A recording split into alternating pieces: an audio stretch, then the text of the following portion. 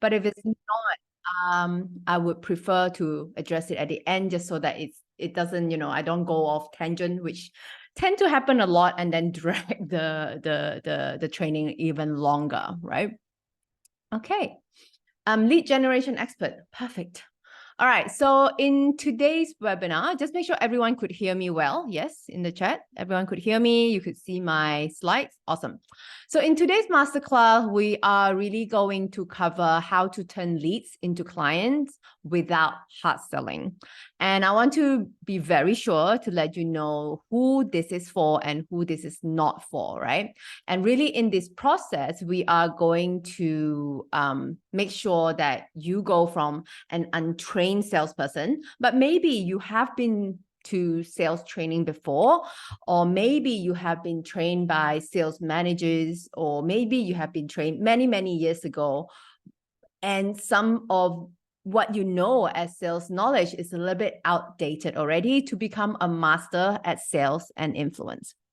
Now, the biggest problem that I see with most untrained salesperson, right, is that if you're in this stage that you may be feeling or having some inconsistent sales results with some periods of success and some periods of maybe even no sales, or you have been seeing a decline over the past 3 months. And also the next thing is if you are in this untrained stage is that you struggle to handle objections from potential customers effectively, right? I have people who come to me and say, I've attended all this sales training. I have all the scripts prepared, but yet they become very flustered and defensive when a prospect asks you a question. And many times people tend to perceive an objection, which most of the time isn't an objection at all, right? And so they get flustered, they get defensive, and that's really not helping. The next thing is people tend to get, they overcompensate by over pitching, right? Because a lot of us are experts in what you do, lead generation experts, business coach, right? Well, consultants. So we could sometimes go on and on about our products, features, and how it could help people. And then you may slowly notice that your prospects is getting bored. And so that caused you to maybe give up halfway through the sales conversation, right? Because in your heart, give up halfway through the sales conversation, because in your heart, you go like, I won't close this one. Like we tend to do that. Or, not you, many women in particular. And deep down, really beyond all the nervousness, that people have a strong fear of rejection. And that's why people are reluctant to do any sales or no sales call for me. I don't want to do that, right? Or approach any potential clients or doing any follow-ups. All right. Who can resonate with that? Any of this. All right. So, and of course, right, some of the mistakes that you may have made to fix some of these, like, oh, okay, so if I tend to do this and this is not helping my sales, these are some of the mistakes that you may have done that you think is helping you in sales, but it's not really helping. Nothing has worked so far, right? Some people try to copy other people's technique, or you believe that it's just a numbers game. Let me just approach more people. The more people I sell to, the more sales call I get onto. Even if, let's say, my closing rate is 10, then at least the more I talk to, the more I am going to close, which is, it doesn't happen that way, right? Because the more people you talk to, and if you're still continue using the old way of selling and still making the same mistakes, then you're really burning through your leads. And with each no, losing motivation, right? And in an attempt to close deal really quickly, untrained salespeople also tend to offer significant discount really quick. As soon as like people kind of like face kind of changes, your prospect haven't even said anything, you're like, oh, by the way, we can give you this discount, or I can give you this, or I can give you this, which tend to erode, right? It could take away your profit margin and actually devalue the product or service that you produce. And the last one is people tend to, oh, let me just learn from everywhere. YouTube videos, learning, or attending webinars like this, but nothing has really worked so far, right? And then you wonder, how come someone else can do it so much better? If anyone is in this stage or any of these resonate with you, then you are in what I call the untrained sales stage, all right? And what I want to do is to bring you to the sales and influence mastery stage. And I'm going to give you my number one tactic today to help you start doing that. All right, cool? Type yes if you're excited about what you're about to learn. Let me know. Okay, I'll be watching the chat. Thanks, Arvin. Now, when you stay until the end, right, I'm going to make you an offer, right? Let's get the elephant out of the room. Why am I conducting this? Yes, I am going to offer you something. I will sell you something, but you are a smart, grown individual. You can decide later if getting more knowledge, being trained in sales the right, the updated way that doesn't make you waste any leads that comes in and without having to hard sell, then that's up to you. But of course, even if you don't sign up later to the program that I'm going to share with you, that's fine. You will still learn the 3 things that we are going to cover today. Cool? Yes? Okay. Thanks, Marina. Thanks, Dana. And thanks, Mina. All right. So really, all sales is about one thing only, and it is simply change. So whether your prospects want something better or they're trying to get away from pain, it's all about change.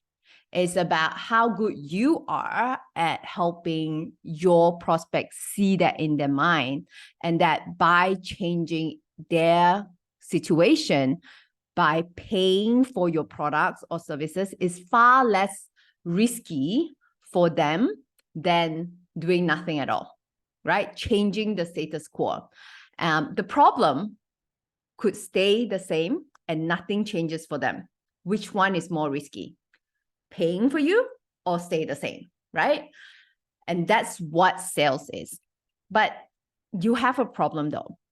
Your prospects don't like change because according to behavioral science, even though they say they do, I want to build a business, I want to grow, I want more leads, I want more business, I want to lose weight, right? But selling is all about change. But here's the thing, your prospects don't like change. They don't like to do the work. They say they want it, but they don't, right? Why? Because human beings feel unsettled and uncomfortable, especially when they're initiated by pushy salespeople who are ready to just pitch the product and services so quickly in the conversation, right? I mean, we've all come across people like that who just got like bang, bang, go on and on about how great their product is, even though we're totally not ready for it. Even though we say we want that, because how they are, right? We just decided to just shut off and not listen anymore, okay? And also research shows that human beings do not like change at all. And repeatedly, human behavior shows that we value tradition, right? We value something that's consistent. And if we've been doing something consistently, even though it's bad for us, we're not dying yet, that is familiar to us, even though we know that it's not good for us, we tend to stick to that, right? It over something that we know is new and could be good for us, but it's still unknown to us, okay? So I want you to realize this. You are not selling whatever it is that you sell. You are selling your prospects the result of whatever it is that you're selling, right? You sell them the results of your products or what your products or your services will do for them, and how your product get them to where they want to go. So today, I want to go over the 3 steps that is going to help you get your prospects to want change and for you to be able to sell to today's cautious and skeptical buyers. So let's go into step number 1 real quickly, right? Step number 1 is to become a problem finder and a problem solver. A lot of people that I talk to is like, oh yes, sale is about giving solution, but that's not all, right? A lot of people think that, oh, becoming a solution for people, and therefore they keep presenting, they keep pitching, and what they become is product pusher. Okay, so I want to start here by asking you this question. If you're in business, why are you in business? Okay, what is the purpose of you being in business? And I know, especially with women entrepreneurs, which I have trained many of you, that we often are in business not just for the money, right? We want money, of course, right? But bigger than that, there's a bigger purpose than that, right? So what is that purpose? So let's say, make an impact. Awesome. Yes, exactly, right? We want more impact, or we want more flexibility in our schedule. We want freedom. Those are all great answers. I get it, right? But if your answer that way, then are you focusing on yourself, or are you focused on your audience or your potential customers? Right? And most likely, yes, we say we want to make an impact. The answer is still focused on ourselves, right? Supporting women. Okay, that's great. Bring in change. What sort of change? Is that the change that you wanted, or is it the change that your prospect wanted? Right? So most of the time, it's not right or wrong. No judgment here. So we just want to change your kind of mindset that we are only in sales and business for other people, right? And so the purpose of being in sales is to find and help people solve their problem. It's really that simple. So step number 1 is to become a problem finder and problem solver, not a product pusher. So write that down, not a product pusher. So what do potential clients in your industry have problems, right?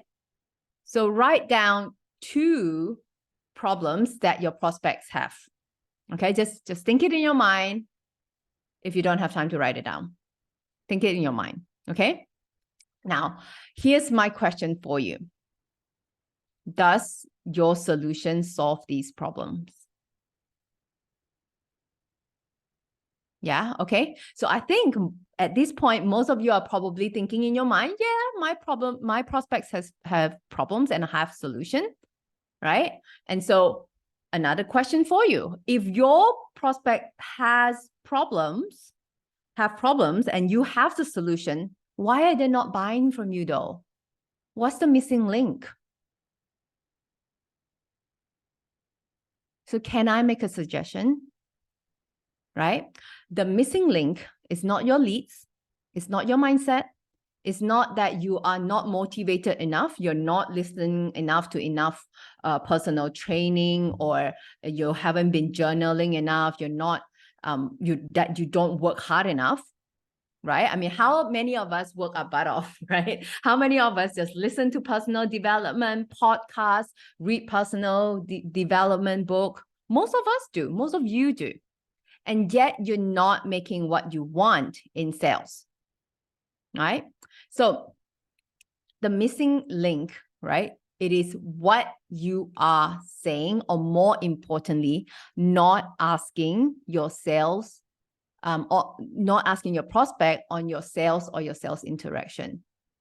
Okay. And sometimes what we say could be triggering your prospects to run the other way and not buy your solution. Right. And if they don't buy, then what? We can't help them solve their problem, right?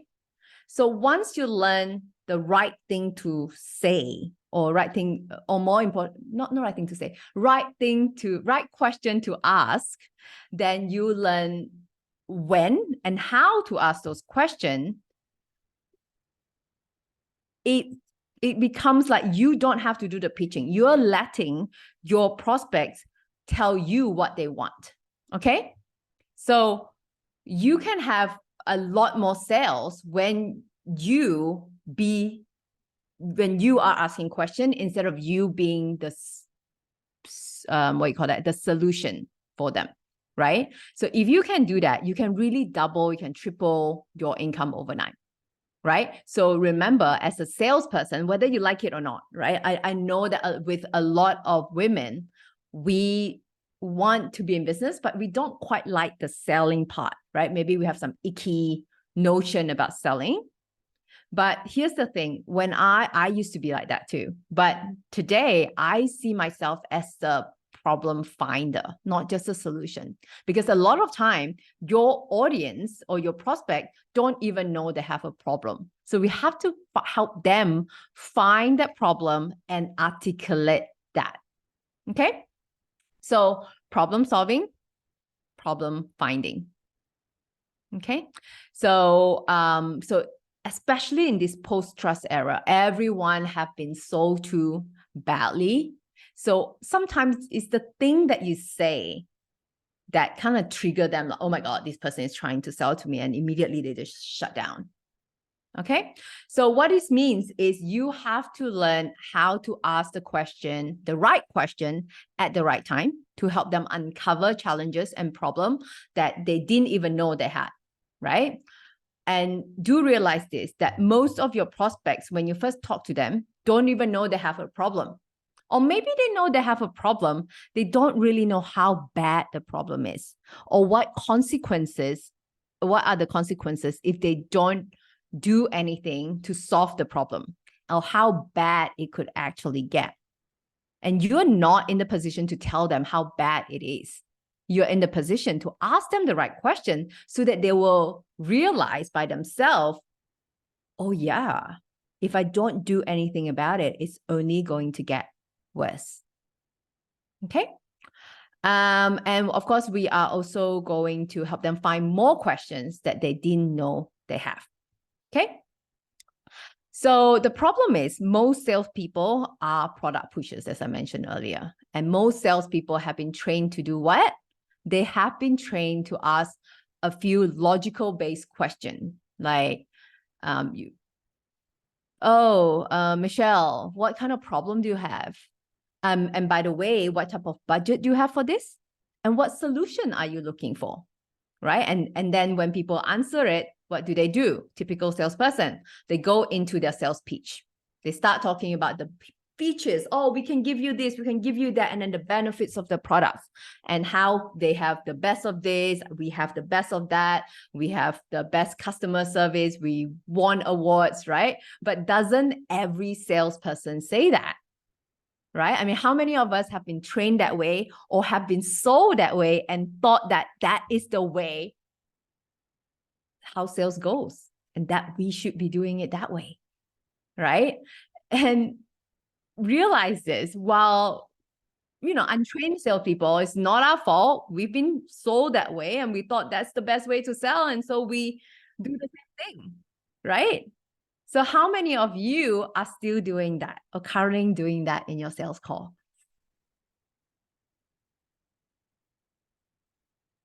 Right? It's what is really like. It's really like taking spaghetti and just throwing against the wall and hoping that whatever you say, oh, we are good in this, we're good in that, we're good in that. Whatever you say, you're just hoping that it will trigger your prospect to just magically, oh, because they have the best customer service. All right, I'll sign from you, right? Just hoping. And hoping is not a strategy. They're just hoping that continue. If I just keep talking, if I keep presenting, if I keep pitching, people are going to purchase.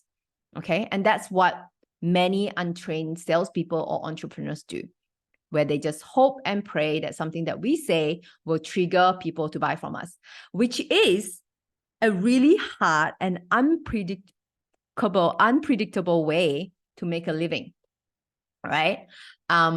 Because, we've been told that great salespersons are really, really good at problem solving. They can access a prospect's needs and deliver the solution and the ability to solve your prospect's problem, right? It does matter to your success. But in today's world, when you want information about, oh, where can I buy the best washing machine, right? You can just hop online and just Google it. Information is abundant and very accessible rather than limited and hard to find, right? So in that case, that's why the pitching presentation, it matters a lot less now, because your prospects knows precisely what their problem is, right? Whether they want to buy a new computer or whether they want to hop on a really long cruise with a family, they can make and find that information and make that decision without you. They don't need you anymore. And that's why back then, the service of a salesperson was far more valuable. But these days, no, they don't need you, right? So there's no need to kind of like give information. All right. So last time, yes, buyers, they had to rely on us. They had to rely on salespeople because we had information that our buyers may not have access to. But today, with the power of internet, social media, information is really at our buyers' fingertips, right? So technology has reshaped the sales process. So just being the problem finder is one of the biggest area that could separate a salesperson who's just getting average results to someone who's at the top of the field and making hundreds of thousands of dollars just by what I call, right? I take my student through what I call the 5 stages of emotional sales process. And this is based on NLP. NLP is neuro-linguistic programming. And it is called, in NLP, it is called emotional persuasion questioning. Because sales is an emotional process. Write it down. Okay? Sales is an emotional process. All right. So we just went over step number 1. I just want to go really quickly. And I know Dana needs to leave. So yeah, step number 1 is becoming a problem finder and a problem solver, not a product pusher. All right. So step number 2 is asking the right question. So I talked about earlier, right? The 5 stage of emotional sales process is what I take people through.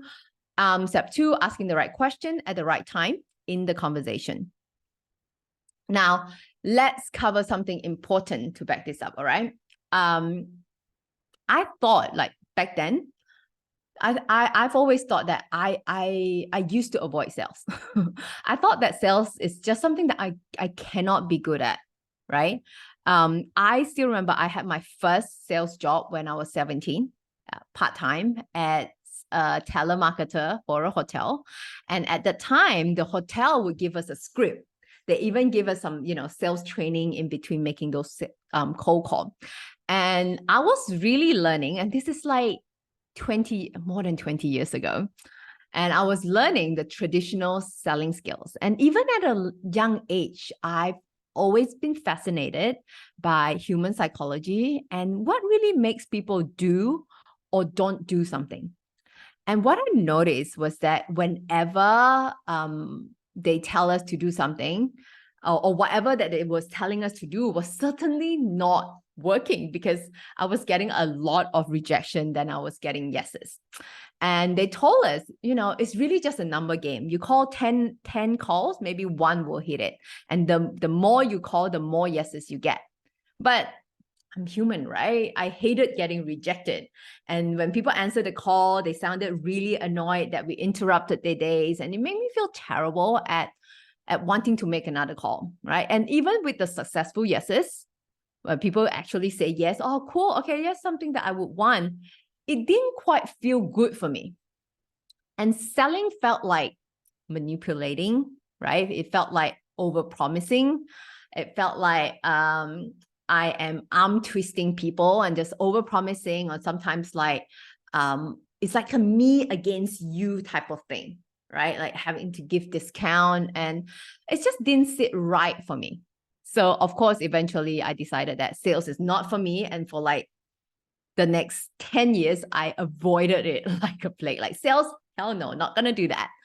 But fast forward to many years later, when I started my own business, and I would start reading books about selling again. And what I noticed is that in many of the books, what they were teaching was still very similar to what I was teaching some 20 years ago, right? And when I use it, and obviously they didn't work at all.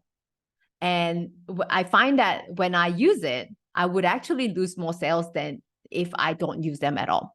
And at the same time, because I am now in my 30s, like this is 10 years ago, I'm now in my 40s.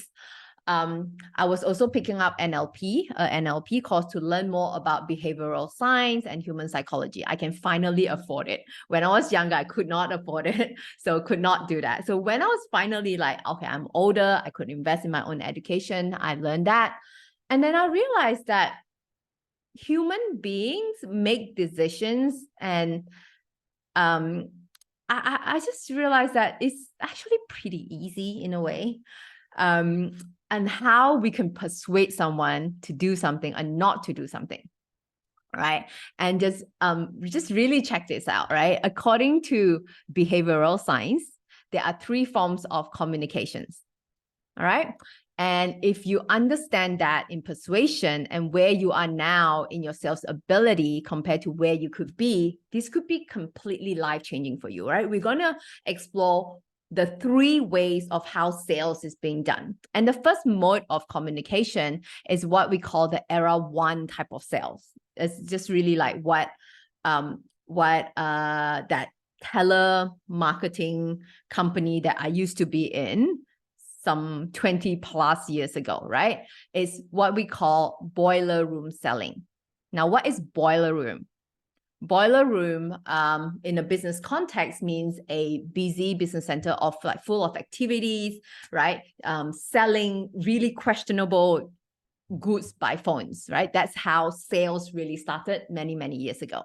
And that's when we are also the least persuasive. We're the least persuasive when we tell people things, when we kind of like just information down the throat, right? We try to dominate them, we try to posture them, manipulate them, and that I've got this great opportunity for you. And then we go on features and benefits, and then we push, and then we give them some time limitation for them to sign up real quick, right?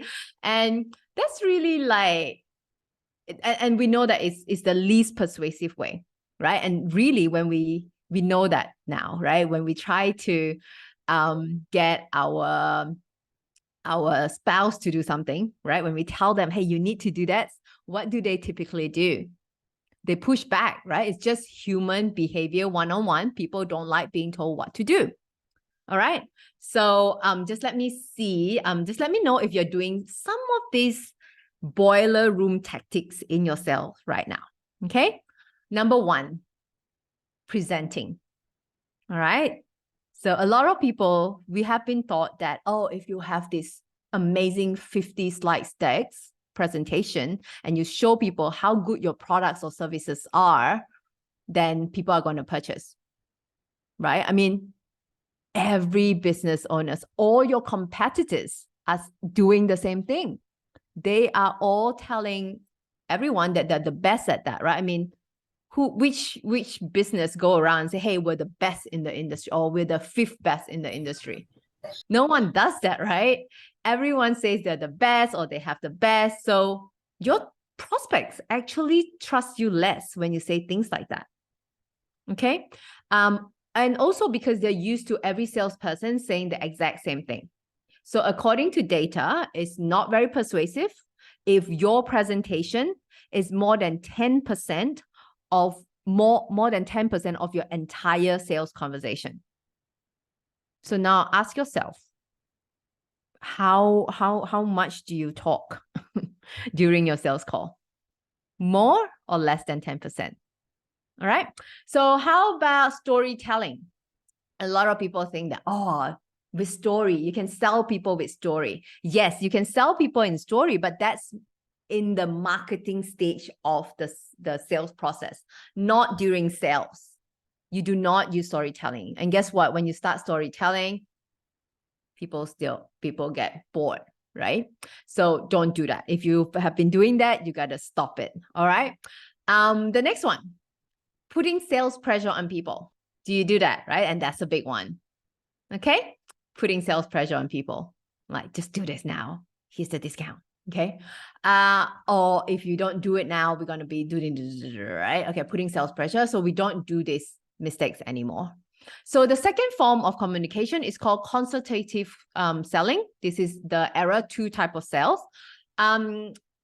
You don't get me wrong, it is more persuasive than the boiler room, right?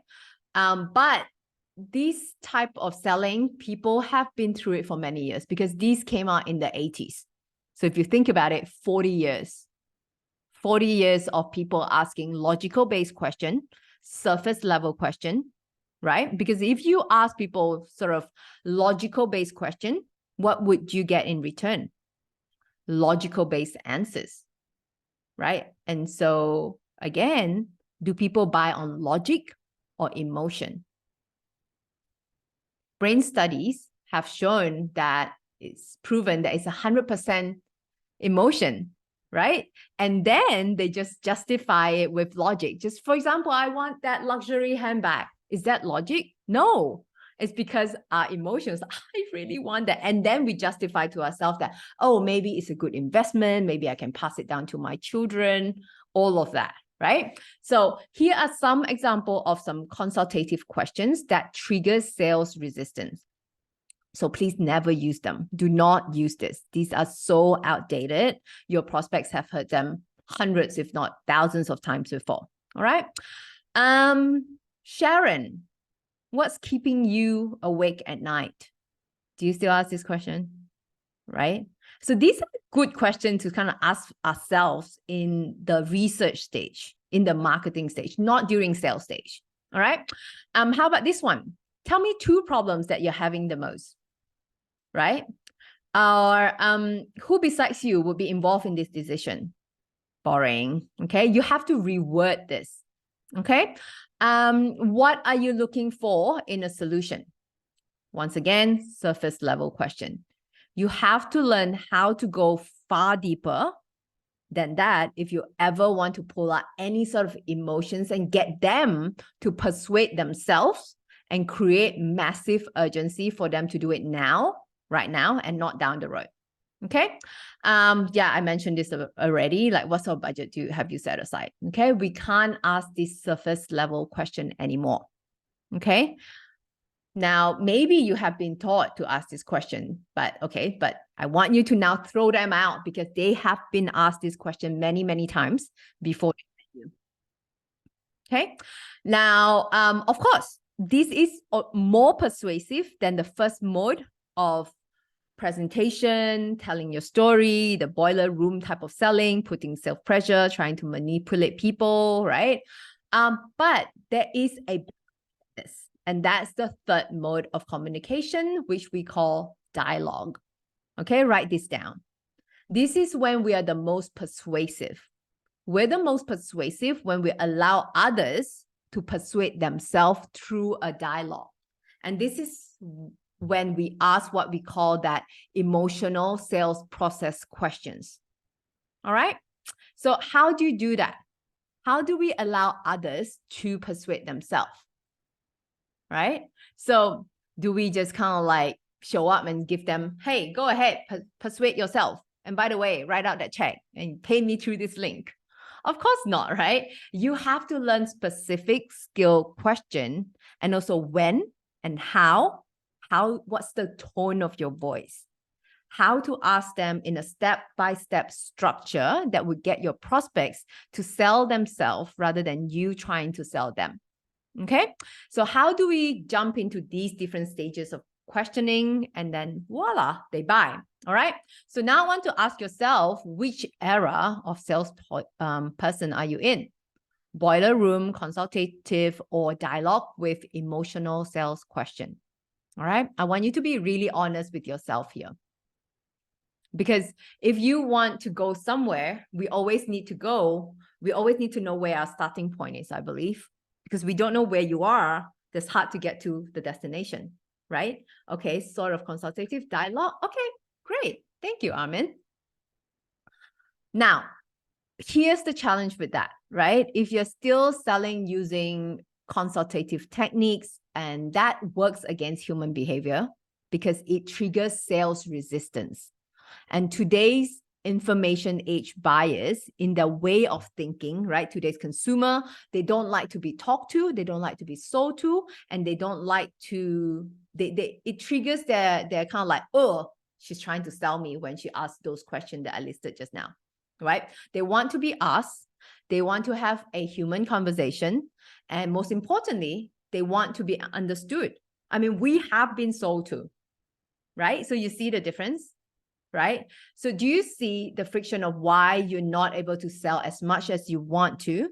Because you've been taught techniques that are mostly outdated from 20, 30, 40 plus years ago, okay? And the consumers, unfortunately, has completely changed. And as we know, the world has changed so much in the past 10 years, okay? So really selling, contrary to what you learn, is not about just giving solution and persuading them. Okay. All right. So do not try to persuade them. Write this down and really learn the skills and questions that are necessary to get them to persuade and sell themselves. Okay. Which will make selling so much easier and profitable. So now the question is, you're probably thinking to yourself, how do you get someone to persuade themselves? Okay. You have to realize that your prospects has their own history. They know their own needs. They know it all, right? They have the question. They have all the answers that you need to make the sale. It may be in the subconscious, but they're there. And you, on the other hand, need to know which problems your solutions solve so that you can recognize whether a specific aspect of your solution is going to work for that potential customer, right? So you can't just, we have 10 benefits and just 10 benefit to that one customer, right? Because they may not need all the benefits. You might overwhelm them. So all you really need to do is just ask question. Okay. It's just really simple. You ask question at the right time, in the right tonality and delivery. Okay. Asking question will eliminate the need for you to even present most of the conversation. It eliminates the need for you to tell your story, to use those old school closing techniques, objection handling techniques with scripts, right? And so at this point, if you're able to ask the question and let them tell you what are their needs, who eliminates most of the objections and concerns in that sales conversation? They do, right? Because they were the ones did most of the talking, and they were the ones revealing all the questions to you, right? So not just to you, who are they revealing those problems and possible solution that they want to? They're revealing those problems to themselves while they're sharing it with you. So you see the difference in that? And that is in today's error-free environment, right? Sales is not made or lost at the end when with closing techniques. It's throughout that conversation, they are consistently being sold by themselves. Okay? All right. So in our sales mastery framework, how I help women entrepreneurs do sales is that we take them through the 5 framework. Module 1 is that, we master the art. You really come to understand what is the art of sales and influence, and what are some of the psychology of successful selling. How do you drive the conversation? Have you ever been in a situation where you are in a sales conversation and you might think, I'm doing most of the talking, so I'm driving the conversation. But in reality, your prospect's been asking you questions. So actually, the person who's asking the question is the one driving the conversation, because they can go, so how much does this cost? So what is included? So what can I get? So you are being pulled in different direction by your prospects. So you're actually not driving the conversation, even though you do most of the talking. So you also learn in the sales mastery framework, how do you drive the conversation? What are the social dynamics, and how do you negotiate? How do you leverage power in in a relationship. It's really about influence, right? So how do you leverage that? And also then how do you close with confidence? And of course, under each module, we cover a lot more, like navigating different personalities, the 5 emotional sales process, what type of question you should be asking at each process. So this is just a quick one if any one of you is interested to learn more about what I just shared. But of course, let's move on to step 3. Okay, so we just covered step 2, which is asking the right question at the right time of the conversation. Step 3 is actually we need to eliminate sales pressure. A lot of people say, oh, you need to put sales pressure when you're trying to sell someone, right?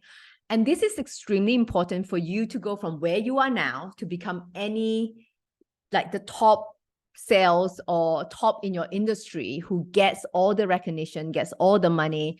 It's really about neutralizing the hidden sales pressure that is in your sales conversation. And do know this, right? Within the first 7 to 12 seconds of every sales conversation or interaction, call, in-person meeting that you're on, your prospects are subconsciously picking on your verbal and non-verbal cues from your tonality, your body language, what you're saying, right? Or asking the type of question that triggers the brain to act in one of the 2 ways. The first way is that you could become yourself as a salesperson could come across nervous. You come across needy and attached or maybe even aggressive, right? You are asking all the usual questions that untrained salespeople ask, and it triggers the brain to go into what we call the fight or flight mode. I believe most of you have heard that, right? Like, oh my God, I've heard this before. I need to save myself. Right? And this is where they try to get rid of you really fast. And they just go like, I'm really busy. Can I get back to you later? Or they say, oh, you know what? I'm good. We don't need this. We have something like this already. All right. Or we already have that. I don't have money for this. Or can you call me back a week later, a month later, a year later? Right? Has that happened to you? Yeah. You know what it does, right? It's just kind of like just more on your confidence. It's going lower and lower. Now, the second way is if you come across more neutral, more calmer, not more calmer, relaxed, detached, and especially detached, right? When you know the right type of question to ask, it triggers the brain to become curious, and also where they feel like they want to engage with you. They want to open up to you because they feel like you have something. You haven't even revealed yourself, what you're selling to them, but you have something that might be important to them. Okay.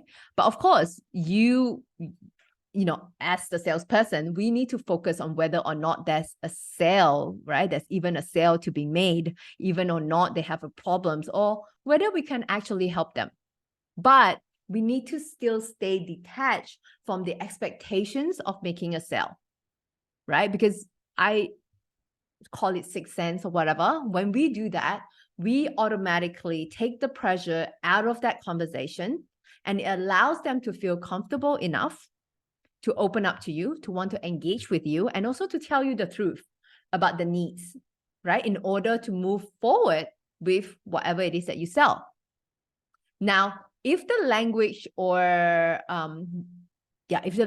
words that you use in your sales conversation is not trust-based, then you immediately trigger that self-pressure really quickly that can lead to sales resistance.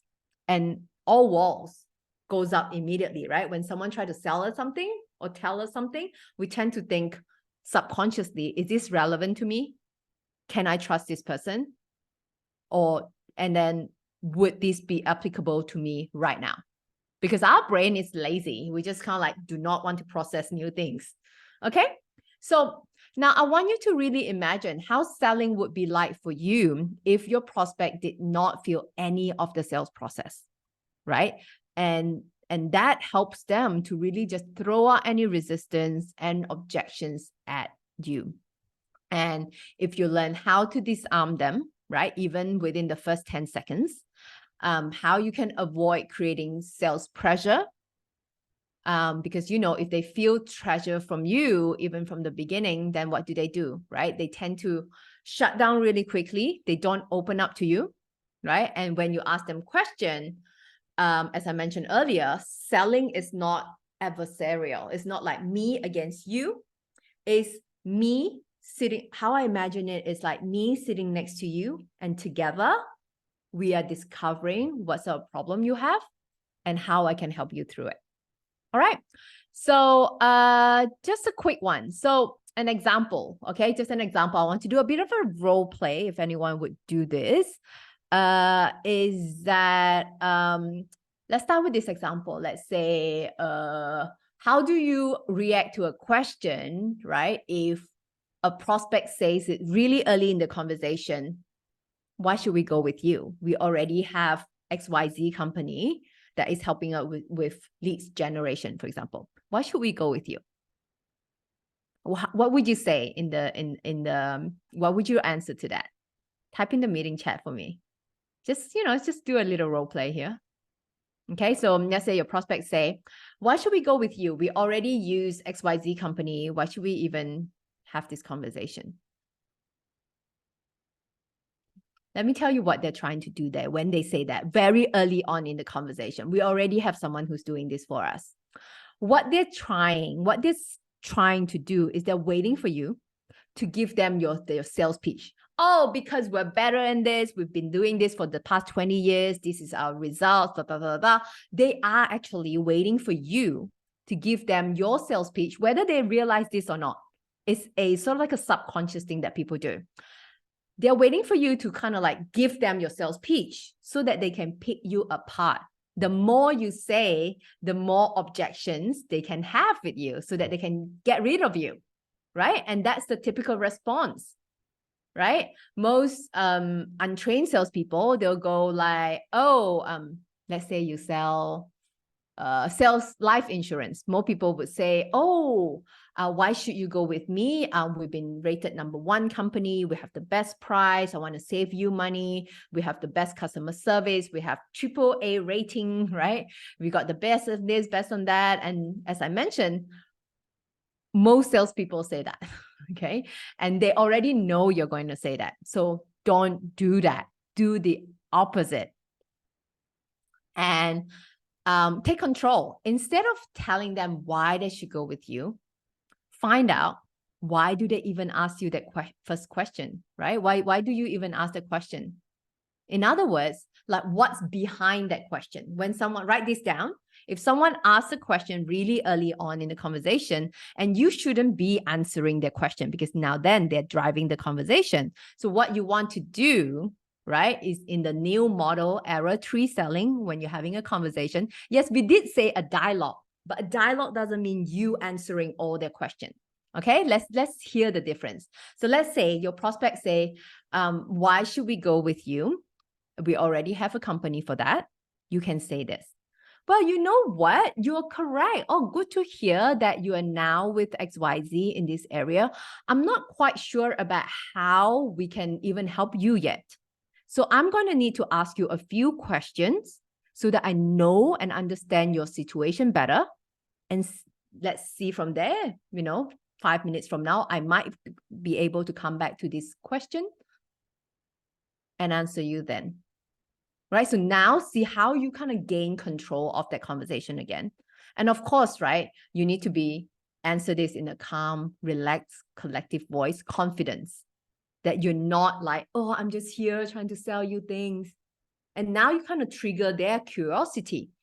Oh, wow. Okay, great. I wonder, maybe, perhaps you could actually give me something better than XYZ company. Now they're open to finding out what is it. And you're not actually going to do any presenting. You're going to get them to tell you what is currently missing from the XYZ company service, right? And when your prospects can see that you're detached from making the sale, that you don't need them, they will relax and actually open up to you. Okay, see that difference right there? Okay. Yeah,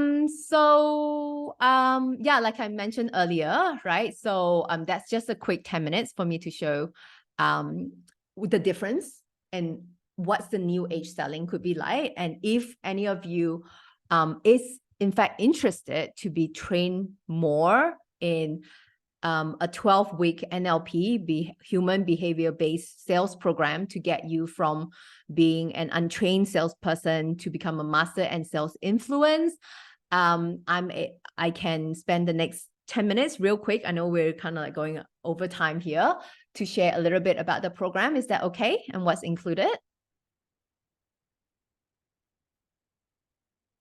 Okay, so if that's okay, let me just go to here. Thank you, Armin. All right, so it's a program called, it's an NLP, human-based behavioral sales and negotiation live training program. Oh, thanks, Deepika. So what we're going to take you through is that 5 emotional stages of a sale, as I mentioned earlier. How do we get them to feel curious and really reveal to you who's the decision maker? How do they come? What type of question can we ask them so that they discover the value of what you sell them for themselves? And then how do we include the sense of urgency right there? And then let them know as well, the last emotional stage that we want them to feel is that it's worth it, and that they're making the right decision. And so sales mastery is for entrepreneurs, business owners like most of you, network marketers, financial advisors. We have all sort of people who have been through this program with us, sales managers, sales execs. I also do corporate sales training for direct sales company, and this has been helpful for them as well. So I mentioned earlier, we will be doing this, we'll be taking you through the whole sales mastery framework. It includes these 6 modules and some of these things. There's too many words in there. I probably won't go through it with them. But really just take you step by step into understanding human behavior, what it takes to sell and negotiate with someone. And most importantly, selling to me is influence. How do we influence someone to take the right action that is right, not for us, for them, right? And I find that since learning sales myself and applying it in business and life, I've been able to use the same techniques with my kids. As you know, our kids don't like us telling them what to do. So I use the same principle with them. Just really, how do we influence them by asking the right question for them to figure it out for themselves and take the action that is right for them? We're not manipulating them to buy something that's not right for them. But if it's right for them, they need to decide to want that change for themselves. Okay. So it is a 12-week sales training and challenges.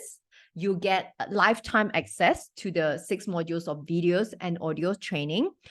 There will be 6 challenges. So that means 6 modules, 6 challenges. Every 2 weeks, you get access to a module, and I'll give you a challenge to apply it immediately into your business so that you can see over, week 2, week 4, week 6, week 8, your sales conversation or how you are like as a salesperson will improve over the 12 weeks, because it's not just about learning, it's all about practicing, right? You learn these questions to ask, you learn about these your tonality, the mindset that you bring into sales, and all of that could really change your sales game. We have seen it many times in a lot of our participants in the program. Okay, so this is valued at $10,000. Of course, the program is not $10,000, but it is valued at $10,000. So bonuses with this that comes with it is as well, at the end of the 12 weeks, you will have a one-on-one in-person or a Zoom sales role play session with me. For example, once you've been through the entire program, you now know that, okay, here are the questions that I should be asking. Here are some of, how I am like. So I'll pretend to be your customer and you try to sell me something. And then I'll be able to give you a live feedback and audit about, oh, over here, I think it's better if you ask this question here, or over here, you seem a bit nervous, or maybe, so I'll be able to give you that feedback as well. So really, it's what's the point of learning something and not knowing, are we doing the right thing? So I'll be that person to kind of tell you that, all right, now you've learned it, now that you apply it, you've tried with people, let me see how is that like? Okay. So that's the one-on-one role play sales session with me. That's valued at $1,000. Of course, on top of that, you will also have 6 months access to our momentum community where we have twice monthly group coaching, meaning when you watch the video, you will have question. You can come to the group coaching twice a month and ask questions. Okay. So that's valued at $500. Also, you have a bonus masterclass that here we're all about overcome sales objections. What happens when people say, I don't have the money? What should you say? Okay. What happens when people say, I don't know if this is right for me? I don't know if I could do this. I'm not sure if my business is right for this program or this service at this stage. What could you say? What question can you ask them so that it's no longer an objection? Okay. So that's worth $499, bringing the total value of just the bonus to $1,999. This is in US dollars, by the way. And also with that, we also give you an ebook of self-closing offers. Let's put it this way. No matter how good your sales techniques are, how you package your product is also very important, right? No matter how good you can persuade someone, if how you package the product, the price doesn't match, how people see whether it's a value or how it is being presented, people don't perceive it as valuable, it's going to be really, really hard for you. So we have this ebook that is worth $199 together with the program. You get it as a bonus. So this is the total value of the bonus alone, $2,198 US dollars. And of course, you get a lifetime access to the program. So when I add that value back up, so now you get a total value of $12,198 US dollars. On top of that, you also get a 30-day money back guarantee, meaning because I know this seems like a bit risky for you, right? Like, I don't know if this could work for me. So what I want you to do and feel really comfortable with your decision is that you get immediate access. You can watch all the training videos, come to the group coaching, and within 30 days, you watch the videos, you apply it, right? By 30 days, you should have done module 2. And if you feel like the program is not right for you, you can just email us. We will refund your money back to you. All right. And on top of that, I want to make it even better deal for you is that after you pass your initial 12 weeks and you get another 12 weeks of support, which the group coaching calls, right? I want to give you an additional 6 months to put this training into action.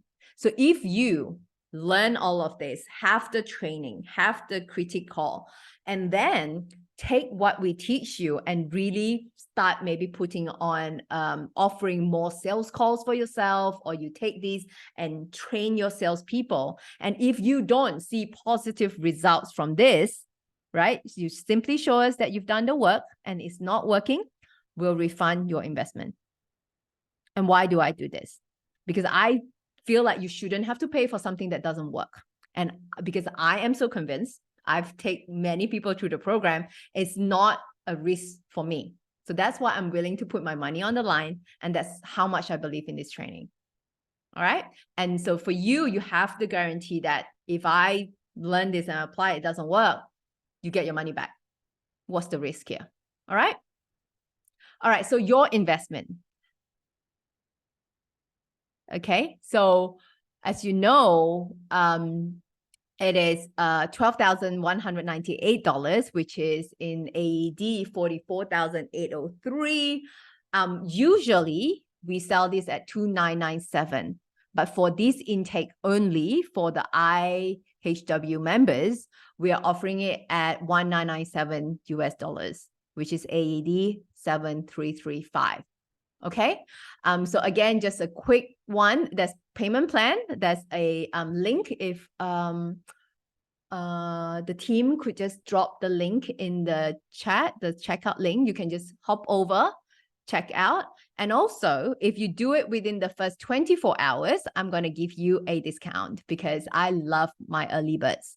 And I know that for early birds, people who take action really quickly, they tend to have the best results from my program because they are the action takers.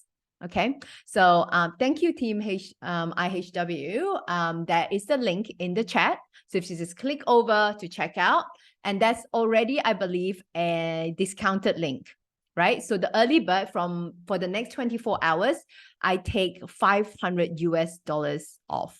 So which is in AED, the amount is 1836. So for now, to get all of this, everything that I have just shared, for only 5499. And I believe if you click over, I don't think that there's the need for Momboss code anymore, because when I click over, it's already applied, but only for the next 24 hours. Because when the 24 hours pass, meaning by tomorrow at this time at 11:30 your time, the price will go back up to 7335 instead of 5449. All right. So you don't have to apply the code anymore. I think it's already seen here that it's been struck out. I'm not sure, but okay, maybe if you click on it and if it goes back to the original one, then you can apply the Momboss code. Yep. And if you want to pay through installment, you could, and that's up to you. Okay. So, yep. Any questions? Do you have any? I do have a few questions. This was lovely. Yep. Amazing. I'm really excited and I'm really, really looking forward to signing up. You'll have us and the team sign up for sure.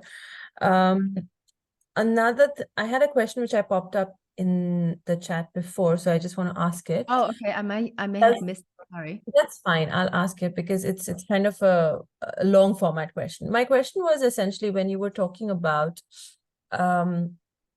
the questioning line or the line of questioning in the dialogue era. Doesn't that process take longer? And how can one then justify the cost of acquisition per customer during that conversation? Because sometimes it is, for most service providers, it is return on time invested that you're putting on the line, right? Yeah. If the line of questioning brings the return on time invested much higher than the actual cost of, the profitability for that individual, how can you justify that? Or how would you? That's a really good question, Amin. I would say that this program is probably most suitable for those who is selling a high value offer. There's no point taking someone through the, 5 emotional sales process if you're selling something for $50. Right? You don't need to. How I run my business is that, of course, to get people to have that sales call for you, I believe most of you are quite familiar with lead generation and nurturing them to a stage where they are, they kind of have developed that trust with you, right? You can't use the program and the 5 emotional sales process with cold calling if you want to do cold calling. But in my case, I don't do cold calling. I have done cold calling, but this is not me. I usually would have some sort of lead generation funnel to get them to a stage where they are kind of ready to buy, but they're not quite sure if it could help them yet. Most people are at that stage, especially with high value offer, right? So at that point, what we do is for them to even book a call with us, there's a few questions that we ask to qualify them. If we feel like they're not ready, then we won't even get on the call. So for myself, I do take sales calls still myself. And of course, we kind of, we screen them. They have to apply. And then it's really up to you to decide, is it worth your time to take people through that? And yes, to take people through this emotional sales process, and especially if you're selling a high value offer, it would take probably an hour, which is not abnormal, right? And most of the time, I'm able to close them in one call. Of course, there are certain industry that you may have a longer sales process that you may have to do maybe at least 2 to 3 calls. but that's entirely up to you.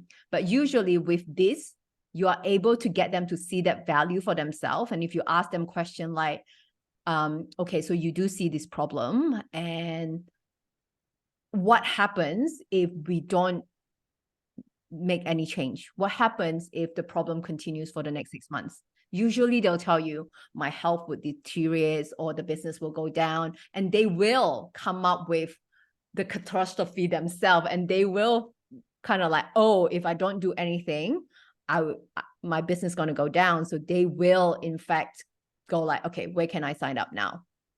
Right. So you can close people really quickly. Yes, doing the sales call is not really good return on investment, but if you're doing high value offer, if you can close a prospect in one session, 1 hour, or 2 sessions of 1 hour, I still think it's worth it. Right. No, thank you very much. That gives a lot of clarity. I just have one more question. After sales, high value items, high value services or products usually have a larger chunk of after sales or during sales, right? A customer service per se. What are the tips or tricks that you would suggest to increase customer lifetime value? Because that is also an additional sales, process and element, right? So what would you? Yeah. Okay. So this is outside of really the sales conversation on like getting people to say yes to us. But what I do in my business is that we have an entire offer ecosystem, meaning that if, let's say I'm having a conversation with you, even though I want to sell sales mastery, I feel like you need sales mastery, but I can sense that you are still not sure, or that maybe you don't need the full program yet, I can downsell you to something that's smaller first. Right. And then you can then upgrade to a bigger one. And same thing with the bigger program, you can, depending on what business you're in, you can always think about what is the next logical step for your customer. How can we continue to help them? Can we upsell them something? Can we cross-sell them, downsell them? Maybe we don't have another product or service to sell to this client, but what is the next logical step? Can we then find another supplier, someone else that could fulfill that need? Because they're already in our funnel in a way, right? They already trust us. How can we help them win even more, even though that's not part of our products, but you can always get a kickback or a commission out of it. So yeah, so that's what I do. Fabulous. Absolutely fabulous, Michelle. Thank you so much. This gives so much clarity. Anybody else has any questions? We're running out of time, so maybe just 1 or 2 more. If anybody wants to unmute their mic, is that fine, Michelle? Yes, of course. Please go ahead. That'll be a lot quicker if you just unmute your mic than typing it. So, yep. So if you have any question, I'll be happy to take you. If you have any sales question, or if you have any question about the program, we'd love to answer it right now. No? The rest of you are very quiet. But that's okay. There's passive listening happening. Anybody, just any thought? Okay. But if you don't have any question, I hope that you've enjoyed this. You have had a lot of takeaway with you. And of course, if you have any question, you can always just reach out. I'm in the group chat. So find Michelle Horn, just reply to me or tag me or DM me, whatever. I'll be happy to answer you whatever stage of business you're in. Okay. Thank you very much. Thank you. Thank you, Michelle. All right. Thanks, team. Bye-bye. Thanks, Armin. Have a good day.